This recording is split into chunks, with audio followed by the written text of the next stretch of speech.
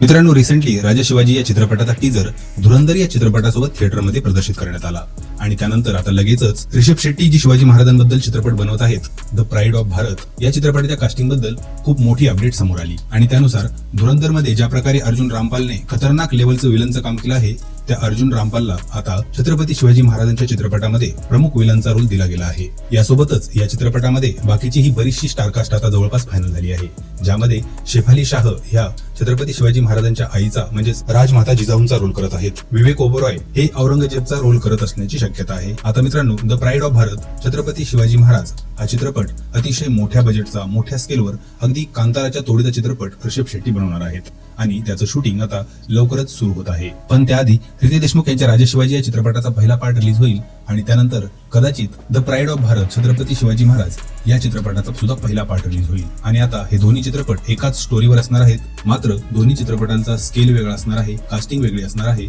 आणि बजेट सुद्धा वेगळं असणार आहे। या चित्रपटामध्ये स्वतः ऋषभ शेट्टी हे छत्रपती शिवाजी महाराजांचा रोल करणार आहेत आणि त्यांचा औरा, त्यांचा स्क्रीन प्रेझेन्स हे सर्वांना माहितच आहे की किती दमदार आहे। दुसऱ्या बाजूला छत्रपती शिवाजी महाराजांचा जो राजा शिवाजी हा चित्रपट येतोय, या चित्रपटामध्ये रितेश देशमुख यांनी छत्रपती शिवाजी महाराजांची भूमिका निभावली आहे आणि या चित्रपटाचे प्लस पॉईंट असे आहेत की या चित्रपटाचंही चांगलं बजेट आहे। या चित्रपटामध्ये काही मराठी कलाकार सुद्धा असणार आहेत आणि सोबतच बॉलिवूडचे सुद्धा खूप मोठे मोठे कलाकार असणार आहेत, त्यामुळे दोन्ही चित्रपटांची हाईप ही खूप मोठी असणार आहे आणि यातील कोणता चित्रपट लोकांना जास्त आवडतोय किंवा कोणता चित्रपट छत्रपती शिवाजी महाराजांच्या जीवनाला न्याय देऊ शकेल, हा येणारा काळच ठरवेल। तुम्ही यापैकी कोणत्या चित्रपटासाठी जास्त उत्सुक आहात, कमेंटमध्ये नक्की लिहा।